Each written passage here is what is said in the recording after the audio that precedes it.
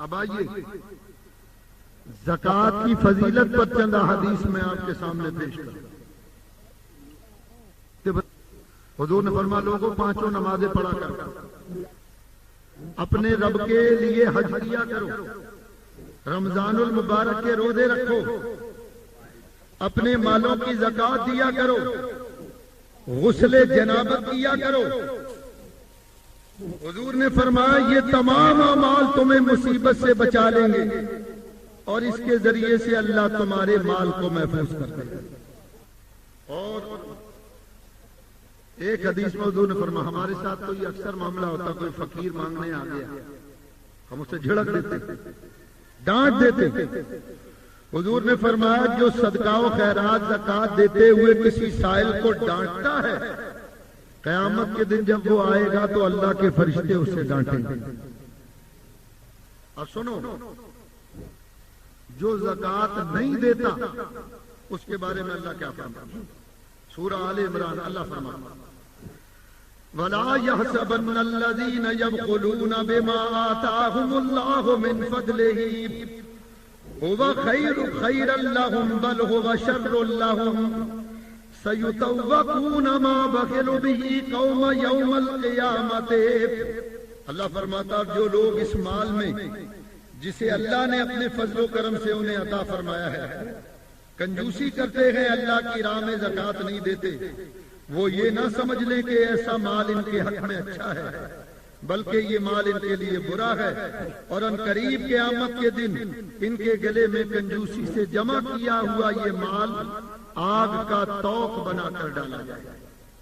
صحیح بخاری شریف میں حدیث ہے, نبی کریم نے فرمایا جس کو اللہ تعالیٰ مال دے اور وہ اس کی زکوٰۃ ادا نہ کرے تو قیامت کے دن وہ مال فارغ البال سانپ کی صورت میں, ایسا سانپ کہ جو گنجا ہوگا. حدیث میں آتا ہے کہ جب سانپ کی عمر 1000 سال کی ہو جائے تو اس کے سر پر بال نکلتے, اور حضور نے فرمایا جب وہ 2000 سال کی عمر کا ہو جائے تو وہ بال جھڑ جاتے ہیں, یعنی اس کا زہر پختہ ہو جاتا ہے. تو حضور فرماتے ہیں کہ جس کو اللہ مال دے اور وہ زکوٰۃ نہ دے تو قیامت کے دن اس کا مال ایک گنجے سانپ کی شکل میں تبدیل کر دیا جائے گا, اور وہ سانپ اس آدمی کے گلے میں لپٹا ڈالے گا اور اپنے جبڑوں سے اس کے منہ کو اوپر اور نیچے سے اس طرح چیرے گا اور اپنا منہ اس کے حلق میں داخل کرے گا, اور حضور فرماتے ہیں اس کے حلق میں ڈسے گا اور وہ سانپ کہے گا میں وہ مال ہوں جس کو تم نے دنیا میں جمع کیا تھا اور اللہ کی راہ میں زکوٰۃ نہیں دی. ایک حدیث میں حضور علیہ السلام نے ارشاد فرمایا کہ قیامت کے دن امیر بھی اللہ کی بارگاہ میں آئیں گے اور غریب بھی اللہ کی بارگاہ میں آئیں گے. غریب کہیں گے یا اللہ ان امیروں نے ہمارا حق غصب کیا. اللہ فرمائے گا کیا حق غصب کیا؟ یا اللہ انہوں نے تو نے ان پر زکوٰۃ فرض کی تھی, انہوں نے ہمیں زکوٰۃ نہیں دی. اللہ فرمائے گا ان کے لیے 2 عذاب. پہلا تو یہ کہ ان کے مال کو ان کے لیے عذاب بنا دیا جائے, دوسرا یہ ان کو جہنم میں داخل کرو, اور تیسرا یہ کہ یہ اب ہمیشہ ہمیشہ مجھ سے دور رہیں گے اور جہنم سے قریب رہیں گے. ایک حدیث میں حضور نے فرمایا کہ جس کے پاس جانور ہوں اور وہ زکوٰۃ نہ دے, اگر اونٹ تھے اور زکوٰۃ نہیں دی تو قیامت کے دن اس آدمی کو ایک کھلے میدان میں لٹا دیا جائے گا اور ہزاروں کی تعداد میں اونٹ آئیں گے اور اپنے پاؤں کے نیچے اس کو کچلتے ہوئے گزر جائیں گے. وہ پوچھے گا یہ کیا ہے تو اللہ فرمائے گا یہ اونٹ تھے جن کی تم نے زکوٰۃ ادا کی. گائے بکری بکرا اگر تھے اور اس کی زکوٰۃ نہیں دی تو اللہ گائے بکری بکرا ان کے سینگ اللہ بلند بڑے کر دے گا, وہ اس سینگ سے میدان حشر میں اپنے مالک کو رون دیں گے اور ان کے جسموں کو چیر پھاڑ دیں گے. بتانا صرف یہ ہے کہ یہ زکوٰۃ اللہ کا فریضہ ہے جو ادا کرنا. اب سنو, اور ایک حدیث میں فرمایا حضور نے فرمایا صدقہ و خیرات یہ مصیبت کو دور کرتے ہیں اور اللہ زکات اور صدقات دینے والے کی عمر کو زیادہ کرتا ہے. یعنی صدقہ جو ہے یہ عمر کو لمبا کرتا ہے، عمر بڑھاتا ہے. کنز الاموال شریف کے اندر حدیث حضور علیہ الصلوۃ والسلام نے فرمایا کہ اے لوگوں تم اپنے مال کی زکات دیا کرو، زکات دے کر اپنے مال کو زکات سے محفوظ کرو، صدقے کے ذریعے سے اپنے بیماروں کا علاج کرو، اور مصیبت کے وقت دعا کے ذریعے سے مدد حاصل کرو. یعنی یہ 3 کام بتائے. مال کو محفوظ کرنا چاہتے ہو کہ وہ چوری نہ ہو تو زکات، چاہتے ہو کہ بیماریاں قریب نہ آئیں تو زیادہ سے زیادہ صدقہ، اور جب کوئی مصیبت آ جائے، پریشانی آئے اور یہ چاہتے ہو کہ وہ دور ہو جائے تو پھر اللہ سے دعا مانگو. یہ 3 کام ہیں. پھر ایک حدیث میں حضور نے فرمایا کہ انسان کا مال نہ تو چوری ہوگا اور نہ ضائع ہوگا، چاہے وہ جنگل میں پڑا ہوا ہو چاہے وہ سمندر کے اندر ہو. کس کا مال چوری اور ضائع نہیں ہوگا؟ فرمایا جو اپنے مال کی زکات دینے والا. تیسرے مقام پر فرمایا حضور نے فرمایا جو اپنے مال کی زکات نکالنا چھوڑ دیتا ہے اللہ اس کے مال کی حفاظت کا ذمہ اٹھا لیتا ہے. یعنی اللہ فرماتا اب تیرا مال کی حفاظت میرے ذمے نہیں، تم اپنے مال کی خود حفاظت کرو. چوتھے مقام پر حضور نے فرمایا کہ جب کوئی بندہ مومن صدقہ دے، زکات ادا کرے، صدقہ دے، تو حضور علیہ السلام نے فرمایا صدقہ مصیبتوں کے، پریشانیوں کے 70 دروازے بند کر دیتا ہے. حدیث میں آتا کہ ایک عیسائی، اس نے جب نبی کریم کی یہ حدیث سنی تو اپنے ساتھیوں سے کہنے لگا بھائی میں نے مسلمانوں کے نبی کی یہ حدیث سنی کہ جو زکات دیتا اس کا مال چوری ہونے سے، لٹنے سے محفوظ ہو جاتا. میں آزمانا چاہتا ہوں. اس نے کچھ زکات اپنے مال میں سے دے دی. مسلمانوں کو پتہ چلا، انہوں نے کہا بھائی تو کافر ہے، تجھ پر تو زکات ہی نہیں.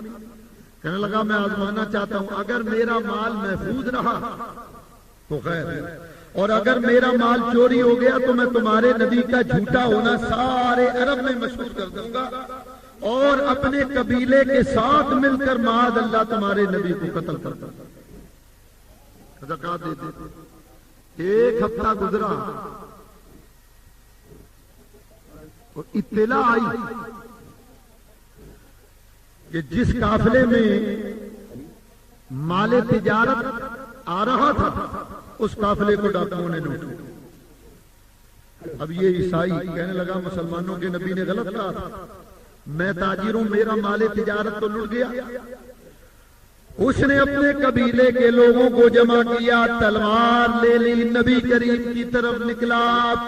ارادہ یہ تھا کہ حضور کو قتل کر. ابھی راستے میں تھا کہ ایک قاصد آ کر ملا، کہنے لگا تمہیں مبارک ہو. کس بات کی مبارک؟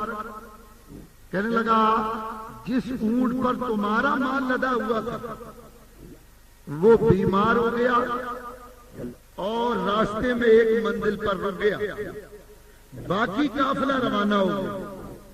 باقی قافلہ آگے گیا تو اسے ڈاکوؤں نے لوٹ لیا. تمہارا مال لٹنے سے اس لیے بچ گیا کہ اونٹ بیمار ہو گیا تھا.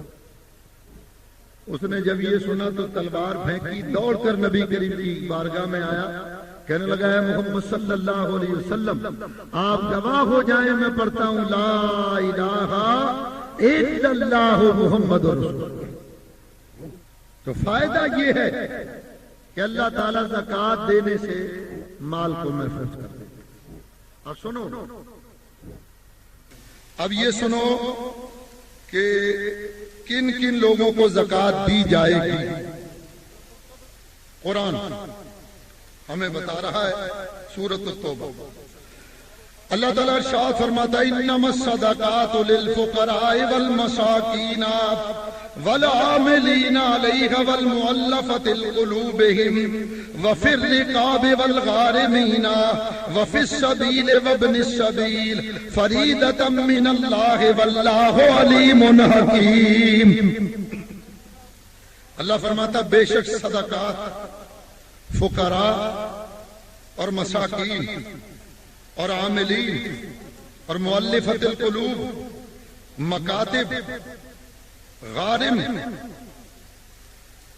جو جہاد میں مصروف ہو اور جو مسافر ہو ان کو زکوٰۃ دو، کیونکہ یہ اللہ نے تم پر فرض کی اور اللہ جاننے والا حکمت والا۔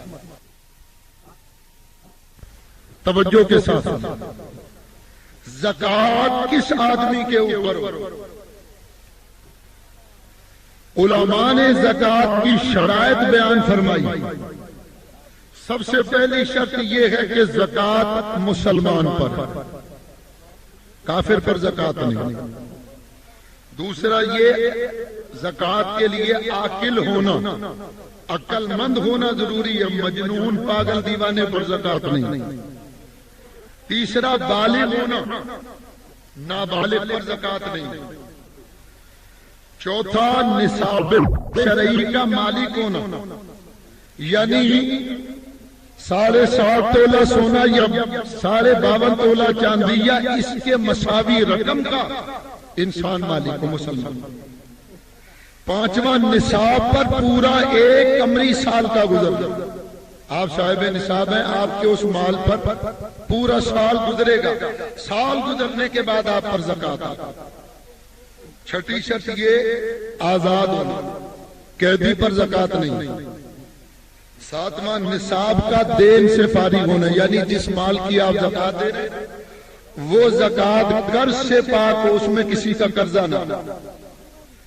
آٹھواں مال کا نامی ہونا، یعنی آپ کی اپنی ملکیت میں ہونا۔ اور نواں حاجت اصلیہ سے زائد ہونا۔ حاجت اصلیہ کہتے ہیں سال بھر کا بیوی بچوں کا خرچہ اٹھا نکال لینے کے بعد اتنی رقم آپ کے پاس ہو کہ جس سے 7.5 تولہ سونا یا 52.5 تولہ چاندی یا اس کے مساوی رقم سال گزر جائے۔ مثلا ایک آدمی کا بیوی بچوں سمیت پورا خرچہ ہے سال کا 3 لاکھ روپے۔ 3 لاکھ روپیہ تو آپ نکالیں، اس پر زکوٰۃ نہیں، یہ تو آپ کا سال بھر کا خرچہ۔ اس کے علاوہ اگر 2 لاکھ روپیہ اضافی آپ کے پاس پڑا ہوا ہے تو اس اضافی 2 لاکھ روپے پر آپ زکوٰۃ دیں، اور زکوٰۃ ہے 2.5%۔ 1 لاکھ روپے پر 2,500 روپے، 2 لاکھ روپے پر 5,000۔ اس کو اس طرح بھی سمجھ سکتے ہیں کہ جس مسلمان کے پاس 7.5 تولہ سونا، گرام اس کا پتہ کتنا بنے گا؟ 87.48 گرام سونا۔ 52.5 تولہ چاندی، یہ گرام میں بنے گا 612.36 گرام۔ اتنی چاندی یا سونا آپ صاحب نصاب ہیں۔ اور اس میں یہ بھی یاد رکھو کہ اگر سونا بیوی کی ملکیت ہے تو شوہر اگر زکوٰۃ دے گا تو ادا نہیں ہوگا، بیوی ہی کو سونے کی زکوٰۃ دینی پڑے گی۔ شوہر کی ملکیت میں ہے تو شوہر زکوٰۃ دے گا۔ اچھا، حاجت اصلیہ سے زائد میں نے بتایا کہ آپ کا سال بھر کا خرچہ نکلنے کے بعد اتنی رقم ہو یا اتنا سونا اور اتنا چاندی ہو، 7.5 تولہ سونا 52.5 تولہ چاندی، آپ صاحب نصاب بن گئے۔ سال گزرنے کے بعد آپ اس میں سے 2.5% کے حساب سے زکوٰۃ دیں۔ اب ایک آدمی یہ کہتا ہے کہ میرے پاس صرف سونا ہے یا صرف چاندی، پیسے نہیں ہے میرے، تو میں زکوٰۃ کس طرح دوں؟ تو وہ اپنے سونے میں سے یا چاندی میں سے 40वां हिस्सा ज़कात दे। अगर 7.5 तोला सोना है तो उस पर कितने सोने की ज़कात बनेगी? 2.25 माशा। और अगर 52.5 तोला चांदी है तो इस पर ज़कात बनेगी 1 तोला 3 माशा 6 रत्ते। ये 52.5 तोला पर चांदी की ज़कात। और एक आदमी के पास सोना चांदी नहीं है, सिर्फ माल है, तो माल सिर्फ पैसे हो, रुपए हो, तो चांदी के निसाब के एतबार से आप साहिब निसाब बने, सोने के हिसाब से नहीं। अब 52.5 तोला चांदी कितने की आती है? आपको सुना रहे हैं, आपको बताओ। हाँ, तो ये 52.5 तोला कितनी होगी भाई? 1 तोला कितने की? 5, 5.5 नहीं ज्यादा। ये सोनार बैठे ये बता रहे हैं कि 1 तोला बनती है 4,500 रुपए तकरीबन। हाँ, यही तो मैं आपसे पूछ रहा हूँ, अल्लाह के बंदे, कितना 1 तोला कितने का? 480 रुपए। अब हिसाब लगाओ तो 52.5 तोला कितना बन गया? तकरीबन 20,000। तो जिस आदमी के पास 20,000 रुपए होगा साल गुजरने के बाद, वो साहिब निसाब बन गया। साल गुजरने के बाद जिसने अपनी कमाई में से 20,000 बचाए और उन 20,000 पर साल गुजर गया, अब वो साहिब निसाब बन गया। ये उसके लिए है जिसके पास से रुपया, सोना चांदी नहीं। अच्छा, सोने चांदी के अलावा अगर तिजारत की कोई चीज है, अगर वो निसाब को पहुंचे, उस चीज पर भी ज़कात है। मसलन नगद रकम, इस पर ज़कात। बैंक अकाउंट, इस पर भी ज़कात। प्राइज बॉन्ड होते हैं, इस पर भी उसकी मालियत के हिसाब से ज़कात। डिपॉजिट कराया आपने कुछ पैसा बैंक में, उस पर भी ज़कात। सोने चांदी पर ज़कात। माले तिजारत, इस पर भी ज़कात। आपके पास मकान है या प्लाट वगैरह के डिपॉजिट की जो रकम जायदाद के मालिक के पास बतौर ज़रे जमानत जमा है, इसकी ज़कात रकम का असल मालिक अदा करेगा। मसलन आपने एक दुकान किराए पर, मालिक कहता भाई एडवांस में 50,000 रुपए था, आपने 50,000 मालिक को दे दी, तो वो जो 50,000 आपने मालिक को दिए हैं उसकी भी आपको ज़कात अदा करनी। और इसी तरह दुकान, फ्लैट, आपने दुकान ली तिजारत की पर्पस से, उस दुकान पर भी ज़कात है। मौजूदा मालियत जो उसकी चल रही है, 10 साल पहले 2 लाख की दुकान खरीदी, आज 10 साल के बाद वो 10 लाख की हो गई, तो 2 लाख के हिसाब से ज़कात नहीं होगी, 10 लाख के हिसाब से ज़कात देनी पड़ेगी। यही हाल महल फ्लैट का है या मकान का है कि तिजारत की नीयत से आपने मकान लिया, किराए पर दे दिया, तो उस मकान की जो मौजूदा वैल्यू होगी उस हिसाब से ज़कात देनी पड़ेगी। और इसमें दूसरी बात, ये दुकान से किराया आता है, फ्लैट का किराया आता है, मकान का किराया आता है, वो किराया बैंक में जमा हो, साल गुजरने के बाद वो इतना हो जाए कि आप उससे 52.5 तोला चांदी खरीद सकते हैं, तो उसकी भी ज़कात देना। जायदाद रखना आसान नहीं कि जो हमने लाखों करोड़ों रुपए की जायदाद बनाई हुई है, इधर जमीन हथिया ली, उधर मकान ले लिया, हम समझते हैं इसका हिसाब नहीं। इसके किराए पर भी ज़कात है, इसकी कीमत पर भी ज़कात है। बहुत से लोग बच्चियों के लिए जेवर बनाकर रख लेते हैं, वो ये समझते हैं कि भाई इस पर ज़कात नहीं है, ये भी गलत है। इसकी 2 सूरतें, आपने बच्चियों के लिए जेवर बना दिया और उस जेवर को बच्चियों की मिल्कियत में दे दिया, तो अब अगर वो बच्ची बालिग है तो उसकी उस जेवर की ज़कात वो खुद अदा करेगी। अगर वो बच्ची कहे मेरे पास पैसे नहीं, तो वो जेवर का 40वां हिस्सा बेचकर ज़कात अदा कर सकती। और अगर वो जेवर आपकी मिल्कियत में है, अभी बेटी को नहीं दिया, तो आप उसकी ज़कात अदा करें। इसी तरह किसी ने हज के लिए पैसे जमा किए कि मैं हज करूंगा, 2, 2.5 लाख 3 लाख रुपए उसने जमा किया, साल गुजर गए, उस पर भी ज़कात। लेकिन अगर ये पैसा گورنمنٹ کے پاس جمع کرایا تو پھر اس پر زکات ہے۔ 3 قسم کے جانوروں پر زکات، اونٹ پر زکات، گائے پر زکات، بکری پر زکات۔ یہ تجارت کی نیت سے جو اونٹ پالے، تجارت کی نیت سے گائے بھینس پالے، تجارت کی نیت سے بھیڑ بکری دمبا وغیرہ پالے، اس پر زکات۔ 5 اونٹوں پر 1 بکری سال بھر کی زکات میں دینی پڑے گی۔ 30 گایوں پر 1 سال بھر کا بچڑا زکات میں دینا پڑے گا۔ 40 بھیڑ ہوں یا بکریاں ہوں ان پر 1 بکری سال بھر کی زکات میں دینی پڑے گی۔ یہ جانوروں کا نصاب بنتا ہے۔ اسی طرح حاجت اصلیہ میں کیا کیا چیزیں ہیں، یعنی کون کون سی چیزیں ہیں جن کو آپ استعمال تو کرتے ہیں لیکن ان پر زکات نہیں۔ سنو،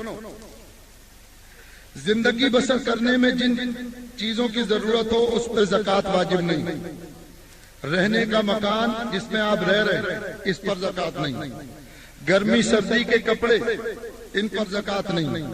گھر کے دیگر سامان جیسے ٹیلی ویژن ہے، فریج ہے اور جناب والا گھریلو استعمال کی جو چیزیں ان پر زکات نہیں۔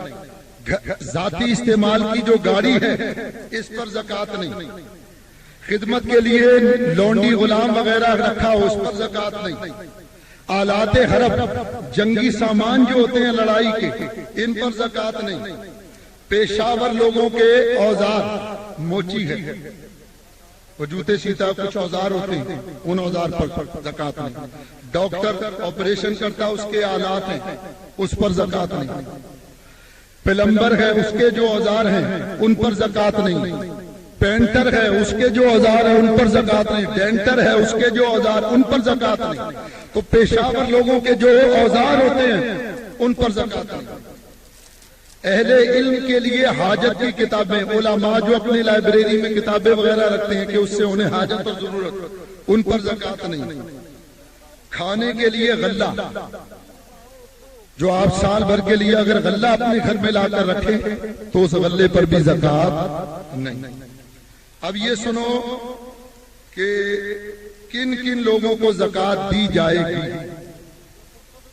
قرآن ہمیں بتا رہا ہے، سورۃ التوبہ اللہ تعالیٰ ارشاد فرماتا ہے انما الصدقات للفقراء والمساکین والعاملین علیہا والمؤلفۃ قلوبہم وفی الرقاب والغارمین وفی السبیل وابن السبیل فریضۃ من اللہ واللہ علیم حکیم۔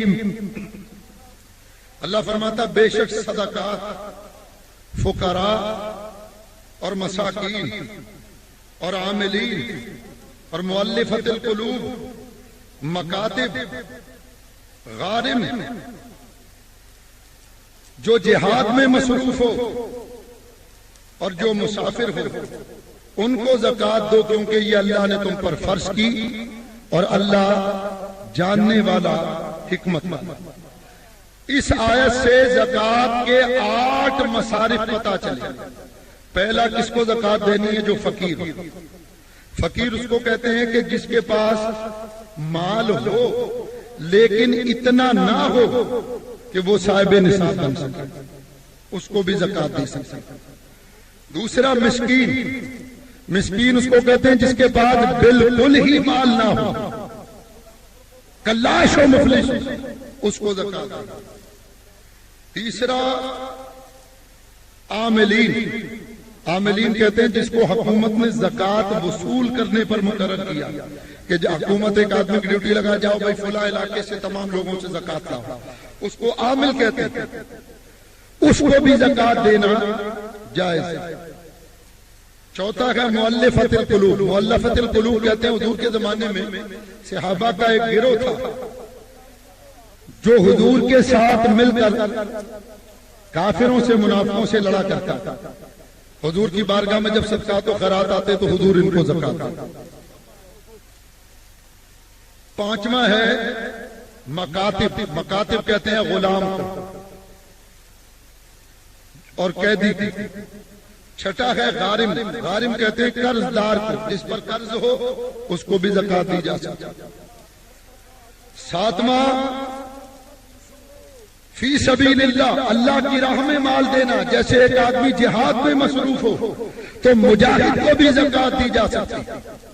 اور آٹھواں ہے مسافر. ایک آدمی سفر میں، اس کے بعد پیسے نہیں، اس کو بھی زکات لینے کا حق. یہ 8 ہو گئے کہ جن کو زکات دی جا سکتی. اب آگے سنو. اس کے علاوہ قرابت داروں کو زکات دی جائے. دیکھو سب سے افضل جو زکات سب سے پہلے اللہ کی بارگاہ میں قبول ہوگی وہ زکات وہ ہے جو اپنے قریبی رشتہ داروں کو دی جائے. قریبی رشتہ داروں میں سب سے پہلے آپ کا بھائی آتا ہے. آپ اپنی زکات اپنے بھائی کو دے سکتے ہیں. شرط یہ ہے کہ وہ مستحق کو زکات. بھائی اپنی بہن کو زکات دے سکتا ہے، بہن بھائی کو زکات دے سکتی ہے. دونوں ایک دوسرے کو زکات دے سکتے ہیں، لیکن دونوں کے لیے زکات کا مستحق ہونا ضروری ہے. بھتیجے کو زکات دی جا سکتی ہے، بھتیجی کو زکات دی جا سکتی ہے. چچا کو زکات آپ دے سکتے ہیں، پھوپھی کو زکات دے سکتے ہیں. چچا اور پھوپھی کی اولاد جو ہے اس کو زکات دی جا سکتی ہے. ماموں کو زکات دی جا سکتی ہے. خالہ کو آپ زکات دے سکتے ہیں اپنی. ماموں اور خالہ کی جو اولاد ہے اس کو بھی زکات دی جا سکتی ہے. اور اس کے بعد اپنے گاؤں یا شہر کے رہنے والوں میں، گاؤں میں آپ رہتے ہیں تو گاؤں میں جو لوگ ہیں غریب، اس کے بعد ان کا حق بنتا ہے. شہر میں رہتے ہیں تو آپ کے رشتہ داروں کے بعد جو آپ کے پڑوس میں غریب رہتا ہے اس کا حق ہے پہلے اس کو زکات دی جائے. بہو کو زکات دی جا سکتی ہے، داماد کو زکات دی جا سکتی ہے. سوتیلی ماں کو زکات دی جا سکتی ہے، سوتیلے باپ کو زکات دی جا سکتی ہے، سوتیلے بہن بھائی کو زکات دی جا سکتی ہے. بیمار کو زکات دی جا سکتی ہے، طالب علم کو زکات دی جا سکتی ہے، مدرسے میں دارالعلوم میں زکات دی جا سکتی ہے. ایک آدمی حج کی خواہش رکھتا ہو کہ کاش میں حج پر جاؤں، چلا جاؤں، کوئی مجھے بھیجے، تو اس آدمی کو بھی زکات دی جا سکتی ہے. لیکن وہ حج کے لیے زکات کا سوال نہیں کر سکتا. وہ یہ نہیں کہہ سکتا کہ لوگوں مجھے پیسے دو، زکات دو تاکہ میں حج پر جاؤں. زکات کے پیسے سے حج نہیں ہوگا. ہاں، آپ نے کسی آدمی کو اپنی زکات دے دی، وہ مالک بن گیا، اب وہ اس پیسے سے حج کر سکتا ہے. یہ تو ہے کہ ہم کن کن کو زکات نہیں دے سکتے. آپ نے دیکھا ہوگا مختلف ادارے ہوتے ہیں، عیدی سینٹر، چھیپا والے، مختلف تنظیمیں، جماعتیں ہیں، خدمت خلق ہے، اور کوئی سی بھی جماعت ہے. اگر یہ ادارے آپ کی زکات لے کر اپنے اکاؤنٹ میں جمع کر لیتے ہیں تو آپ کی زکات ادا نہیں ہوتی. آپ کو خود ادا کرنی پڑے. زکات کے لیے جو شرط ہے وہ تملیک ہے، مال کا مستحق تک پہنچ جانا اور اس کا مالک ہو جانا. یہ جماعتیں تنظیمیں کیا کرتی ہیں؟ یہ زکات کے پیسے لے لیتے، چند لوگوں کو دیا، باقی اپنے اکاؤنٹ میں پورے سال اس سے عیاشیاں ہو رہی ہیں، اس سے اسلحہ خرید رہے ہیں، گولیاں بندوقیں خرید رہے ہیں، اور تم ہی پر تان کر کھڑے. ویسی جماعتوں تنظیموں کو دینے سے ہرگز زکات ادا نہیں ہوتی اگر وہ اپنے اکاؤنٹ میں جمع کر لیں. اب یہ سنو کہ کن کن کو زکات، یہ تو تھا نا کہ کن کو زکات دی جا سکتی ہے. اب یہ سنو کہ کن کن کو زکات نہیں دی جا سکتی. اصول و فروع کو زکات نہیں دی جا سکتی. اصول کہتے ہیں جو ہماری اصل ہے. ہماری اصل ہمارا باپ، باپ کو زکات نہیں دی جا سکتی، ماں کو زکات نہیں دی جا سکتی، دادا کو آپ زکات نہیں دے سکتے، دادی کو زکات نہیں دے سکتے، اور نانا کو زکات نہیں دے سکتے، نانی کو زکات نہیں دے سکتے. اور فروع کہتے ہیں کہ جو ہم سے ہیں. بیٹے کو زکات آپ نہیں دے سکتے، بیٹی کو زکات نہیں دے سکتے، پوتے کو زکات نہیں دے سکتے، پوتی کو زکات نہیں دے سکتے، نواسے کو زکات نہیں دے سکتے، نواسی کو زکات نہیں دے سکتے. نہ انہیں زکات دی جا سکتی ہے، نہ صدقہ فطر دیا جا سکتا ہے. اس کے علاوہ شوہر بیوی کو زکات نہیں دے سکتا، بیوی شوہر کو زکات نہیں دے سکتی. نابالغ کو زکات نہیں دی جا سکتی. جو آدمی پہلے سے صاحب نصاب ہو جس پر زکات ہو اس کو زکات نہیں دی جا سکتی. بنی ہاشم کو زکات نہیں دی جا سکتی. بنی ہاشم سے مراد حضرت علی اور آپ کی اولاد، حضرت جعفر اور آپ کی اولاد، حضرت عقیل اور آپ کی اولاد، حضرت عباس اور آپ کی اولاد، حضرت حارث بن عبد المطلب اور آپ کی اولاد. ان کو کہتے ہیں سادات، سید. ان کو زکات نہیں دی جا سکتی. ایسی صورت ہو کہ باپ سید ہو اور ماں سیدہ نہ ہو تو آیا زکات دی جائے گی اس کی اولاد کو یا نہیں؟ تو نہیں. نسب چلتا ہے باپ کی طرف سے. ہاں ماں سیدہ ہو اور باپ سید نہ ہو تو اس کی اولاد کو زکات دی جا سکتی. سیدوں کو نفلی صدقہ دیا جا سکتا ہے. کافر جو ہے، عیسائی ہے، ہندو ہے، سکھ ہے، قادیانی ہے، ان کو بھی زکات نہیں دی جا سکتی. مرتد جس نے اسلام کو چھوڑ دیا جیسے قادیانی، ان کو زکات نہیں دی جا سکتی. بد مذہب جیسے وہابی ہے، دیوبندی ہے، شیعہ ہے، چکرالوی ہے، پرویزی ہے، منکر حدیث ہے، ان میں سے کسی کو زکات نہیں دی جا سکتی.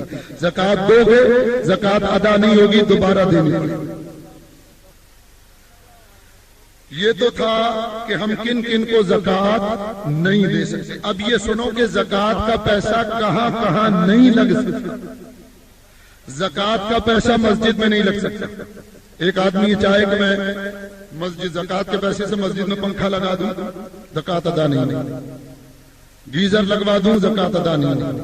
کولر لگوا دوں، زکات ادا نہیں. اسی طرح میت کو زکات کے پیسے سے کفن نہیں دیا جا سکتا، اور نہ ہی میت کا قرض زکات کے پیسے سے. ایک آدمی مر گیا، اس پر 1 لاکھ روپیہ قرض، دوسرا آدمی کہتا بھائی میں اس کا 1 لاکھ روپیہ ادا کرتا، تو اگر وہ اپنے مال میں سے دے رہا ہے تو ٹھیک، اور اگر وہ 1 لاکھ زکات میں سے دے رہا ہے تو پھر میت کا قرض ادا نہیں ہوگا اور نہ زکات ادا ہوگا. زکات کے پیسے سے غلام بھی آزاد نہیں کیا جا سکتا. زکات کے پیسے سے آپ سڑک نہیں بنوا سکتے، پل نہیں بنوا سکتے. اگر بنواؤ گے تو پل بن جائے گا، سڑک بن جائے گی، لیکن زکات ادا نہیں ہوگی. زکات کے پیسے سے آپ ہوٹل تعمیر کرائیں تو ہوٹل تو تعمیر ہو جائے گا، سرائے تعمیر ہو جائے گی، لیکن زکات ادا نہیں ہوگی. زکات کے پیسے سے آپ نے نہر کھدوا دی، کنواں کھدوا دیا تو نہر بھی کھد جائے گی، کنواں بھی کھد گیا، لوگ پانی بھی پئیں گے، حلال ہوگا ان کے لیے، لیکن آپ کی زکات ادا نہیں.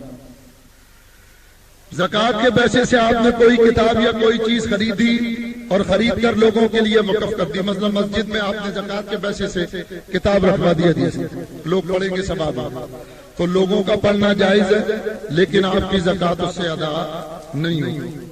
کسی کام کی اجرت میں زکات دیں. آپ نے اپنے گھر کی تعمیر کے لیے مزدور لگایا، مزدور نے مکان بنایا، 10,000 روپے اس کی مزدوری بنی، تو آپ زکات میں سے وہ 10,000 نہیں دے سکتے، آپ کی زکات ادا نہیں.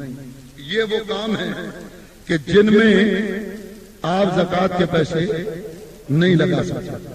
مدرسہ بھی وہ کہ جو دارالاقامہ ہو. دارالاقامہ سے مراد جہاں غیر ملکی یا آپ کے شہر کے باہر کے طلباء آ کر ٹھہرے ہوں، پورا سال وہاں ٹھہرے اور پڑھیں، ایسے مدرسے کو زکات دی جائے گی. جو دارالاقامہ مدرسہ نہیں ہے اس کو بھی زکات نہیں دی جا سکتی. تو یہ زکات کے مسائل ہیں چند جو میں نے آپ کے سامنے بیان کیے. اب زکات کے لیے چند آداب ہیں زکات کے، یہ بھی سن لیں. پہلا ادب یہ زکات کا کہ سال گزرنے سے پہلے زکات دی جائے. سال پر آپ نے دی تو اللہ کے خوف سے دی، سال سے پہلے اگر دی تو اللہ کی محبت میں دی. اگر دینا ہو تو دوسرا ادب زکات کا یہ کہ رمضان میں دو. حضور اپنے صدقات رمضان میں ادا کرتے. تیسرا یہ کہ زکات جب بھی دو پوشیدہ دو، اعلان کر کے نہ دو میں زکات دے رہا ہوں، اس میں ریا کر. لوگ پوچھتے ہیں زکات کے لیے بتانا ضروری ہے یا نہیں، تو زکات کے لیے بتانا ضروری نہیں. آپ کسی کو اگر زکات دیں بس دل میں نیت کر سکتے ہیں کہ میں زکات دے رہا ہوں. کسی کو بطور عیدی پر بھی زکات دی جا سکتی. اپنے ملازم کو آپ یا کسی اور آدمی کو عیدی دینا چاہتے ہیں، دل میں زکوٰۃ کی نیت ہے، اس کو عیدی دیں گے، زکوٰۃ ادا۔ زکوٰۃ دو تو احسان نہ جتاؤ، ورنہ زکوٰۃ قبول نہیں۔ اپنے مال میں سے صدقے کے لیے وہ چیز دو جو عمدہ ہو، بہترین۔ یہ نہیں ہو کہ اللہ سے دعا مانگتے یا اللہ کوٹھی دے، یا اللہ بوٹی دے، یا اللہ روٹی دے، یا اللہ سب کچھ دے، اور اللہ جب سب کچھ دے دے ہم کیوں اللہ کی راہ میں دیں؟ بھائی کتنی محنت سے ہم نے کمایا، تو نے کیا کمایا؟ یہ تو اللہ نے تجھے دیا، اسی نے تجھے، تو نے ہی تو مانگا تھا یا اللہ یہ سب کچھ دے، اور جب اس نے دیا تو اب اس کا حکم یہ ہے کہ میرے لیے اتنا اتنا نکال کر ادا کر۔ اس کے بعد کم عقل بے وقوف قسم کے نادان جو لوگ ہیں ان کو زکوٰۃ ضرورت سے زیادہ نہ دو، یعنی اتنا نہ دو کہ وہ زکوٰۃ میں مست ہو جائیں اور اللہ ہی قبول کرے، اتنی دو کہ وہ اپنی ضرورت کو صرف پورا کر سکے۔ صدقہ خیرات کرتے وقت گھر والوں کا بھی خیال کرو، یعنی ایسا نہ ہو کہ سارا باہر بانٹ دیا اور گھر والے بھوک گئے، تو گھر والوں کا بھی خیال رکھنا چاہیے۔ پھر جب زکوٰۃ دو تو جو نیک اور متقی لوگ ان کو تلاش کر کے زکوٰۃ، جتنی تلاش مشقت اٹھاؤ گے دگنا ثواب۔ اہل علم کو زکوٰۃ، حدیث میں آتا ہے کہ اگر طالب علم کو زکوٰۃ دو گے تو زکوٰۃ دینے والا بھی ایسا ہے جیسے وہ علم حاصل کر رہا ہے۔ مستور الحال لوگ، ایسے لوگ جو اپنی حالتوں کو چھپاتے ہیں، غریب فقیر لیکن کسی سوال نہیں، ان کی خاموشی سے مدد کرو زکوٰۃ۔ کثیر اولاد، جس کی اولاد زیادہ ہو، عیالداری زیادہ ہو، اس کو زکوٰۃ دو تاکہ وہ فکر معاش سے آ جائے۔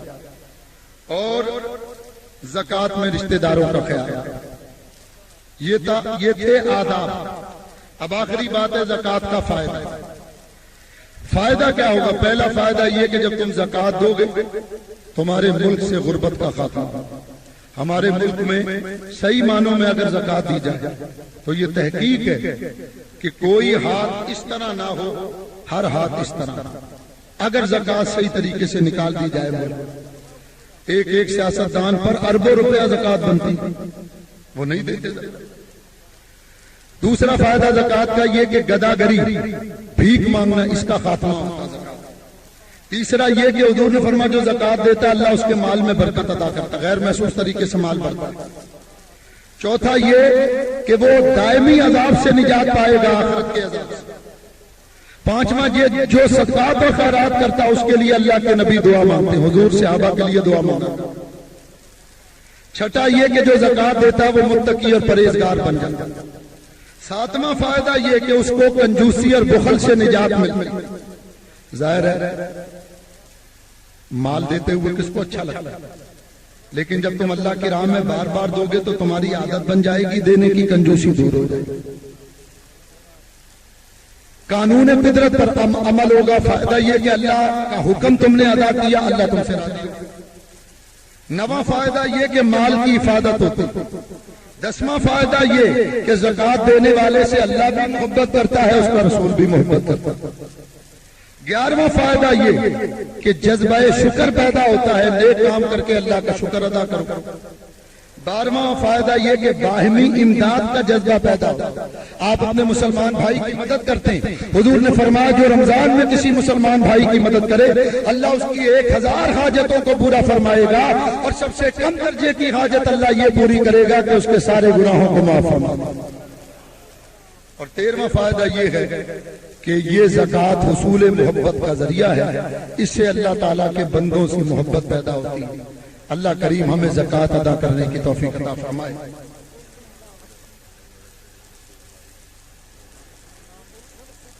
اگر انہوں نے سوال کیا کہ مدرسے مسجد میں معلم ہوتے تو اگر آپ نے مدرسے میں زکوٰۃ دی اور مدرسے کو زکوٰۃ کا مالک بنا دیا تو اب مدرسے کا جو معلم ہے وہ وہاں پڑھانے والے اساتذہ کو اس پیسے کی زکوٰۃ دے سکتا ہے، کیونکہ وہ پیسے کا مالک بن گیا۔